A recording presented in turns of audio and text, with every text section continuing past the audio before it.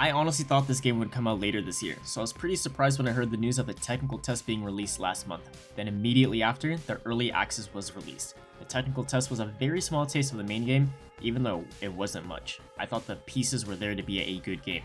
I enjoyed the first game, and I actually beat it pretty much right before the early access of Hades 2 was released. I thought Hades 1 was a pretty good game, and so I was worried about how much Hades 2 would be different enough and improve upon Hades 1, which I thought was already good. Boy, was I wrong. Hades 2 just defied every expectation I had for it almost immediately. This game is technically still in early access, but in terms of content, it basically doubles of what's in Hades 1.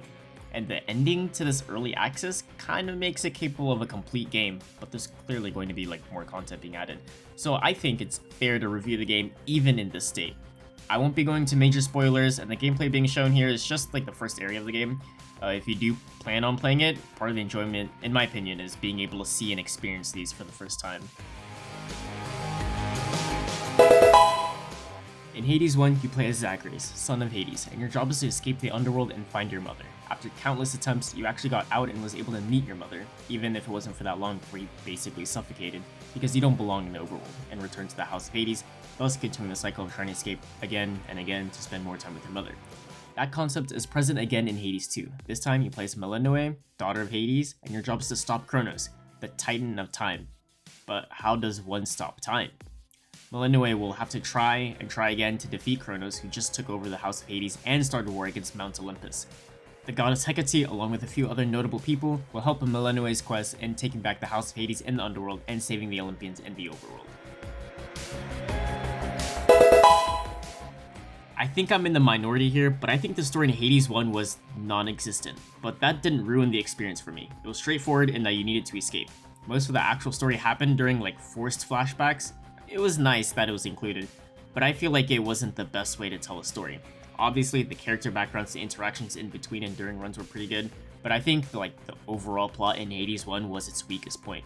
Hades 2 completely turns this around, and although there are a couple of forced flashbacks, there are story elements that take place in between runs that help drive the story forward. I get to a boss, the boss mentions some things, I die to that boss, I return to the crossroads, which is the hub that you hang out in between runs. Melinoe says something to Hecate, Hecate says something more about that idea. I then talk to someone else like Odysseus, and he then furthers the story, going off by what Hecate said. It felt very natural, and it was very unique on how the storytelling through repeated defeats can be portrayed. Characters have been a strong point in Hades 1, through their voice acting, models, and just their interactions with Zagreus. Fortunately, it is still the same case for Hades 2. In fact, I feel like half of the returning gods got a glow up. Gods like Poseidon look so much better now and not looking hobo-like as they did in Hades 1. More characters that you may recognize in mythology are introduced, such as Nemesis, Odysseus. The different locations also look amazing. I'm not going to say a lot here, but all the new and returning locations are very vibrant and very cool in their own distinctive way, and I doubt anyone will complain about this. It's also worth mentioning that the soundtrack is really good. I played both Hades 1 and Hades 2 pretty much back to back, but the music in Hades 2 just imprinted itself into my brain. It's that good. They're even selling a digital soundtrack, in which I might consider buying.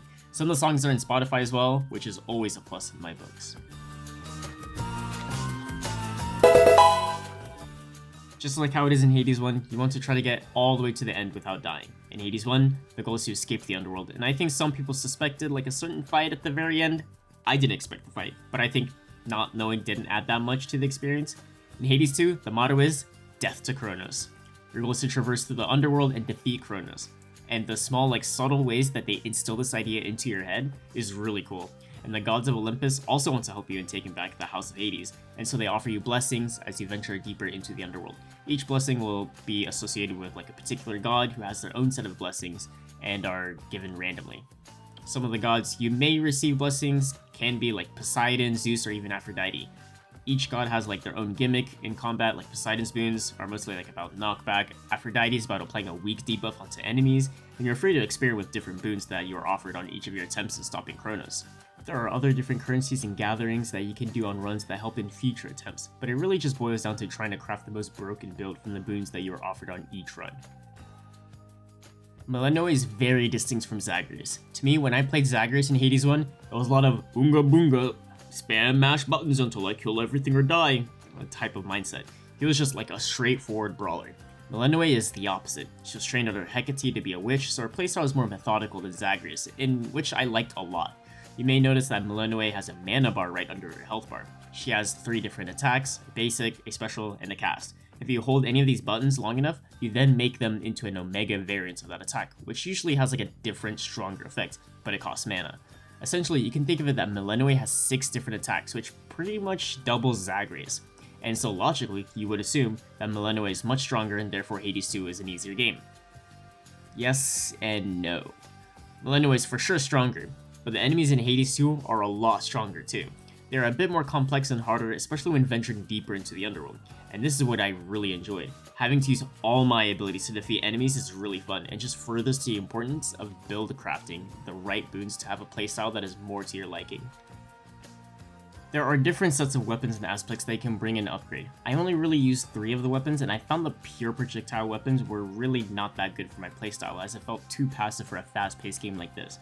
I love both like the starter weapon, which I believe is called like the witch staff, and the big axe that you can use. The axe was my favorite. That thing did massive damage to its basic attacks. You could block projectiles if you time your special attack right, and the Omega variant of your special would do like an AoE damage in a line. These functions would be changed or altered in run if you grab like the Daedalus hammer boon.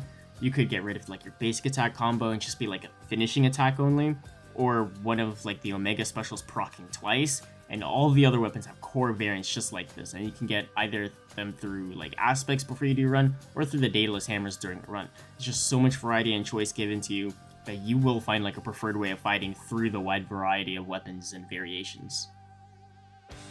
In comparison to Hades 1, it's just a whole new way to fight with a whole new set of boons. Yeah, Athena, Ares, and Dionysus are not present, but I want to assume that they will return since this is technically an early access, so I'd be very surprised if they didn't return, or didn't even have a cameo in the final version.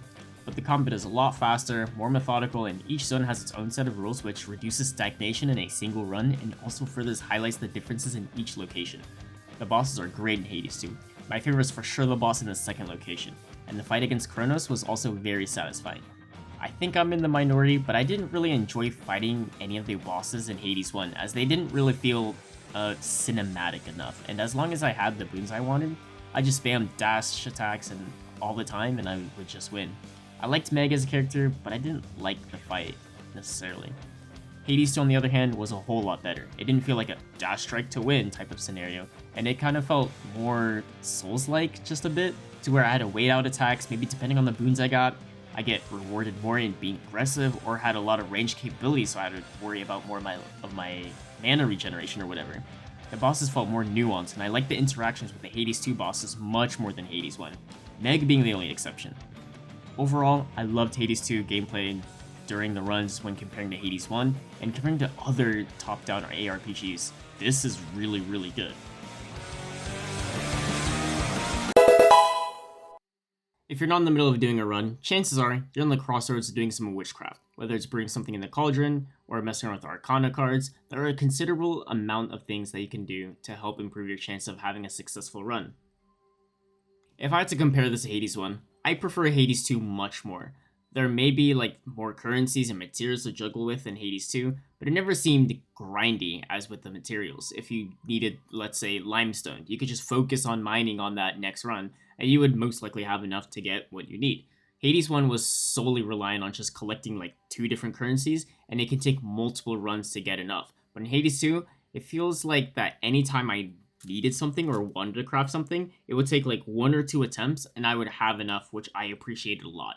It always felt like every run was going to be different because it's like, ooh, now I have this thing, so for sure I beat Kronos now.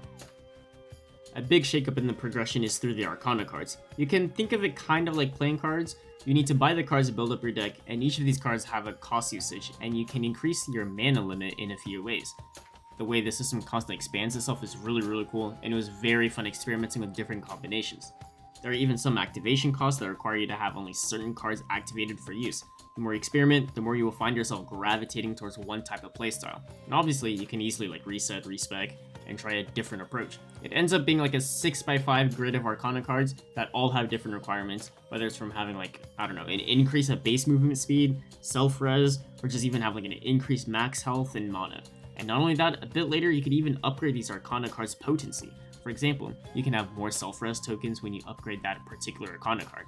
And I love this system much more than that weird scroll thing in Hades 1.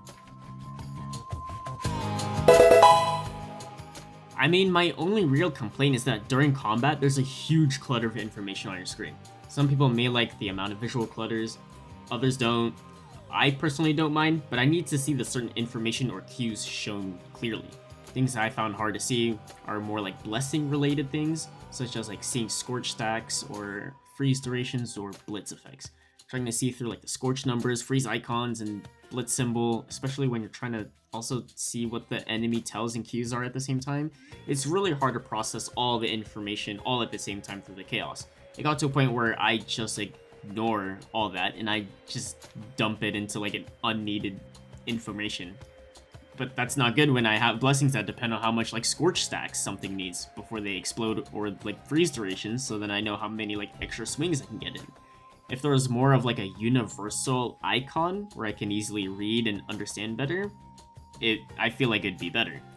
For me, like, if it matches the shape of like the freeze icon, but the filling animation was like less transparent and more saturated. I don't know, I'm not a graphic designer, but if all the icons are similar and the numbers were shown on the icon itself for the stacks, it would make it feel more organized and more readable. But other than that, I couldn't think of any like clear flaws in the game, other than that it's not even complete yet.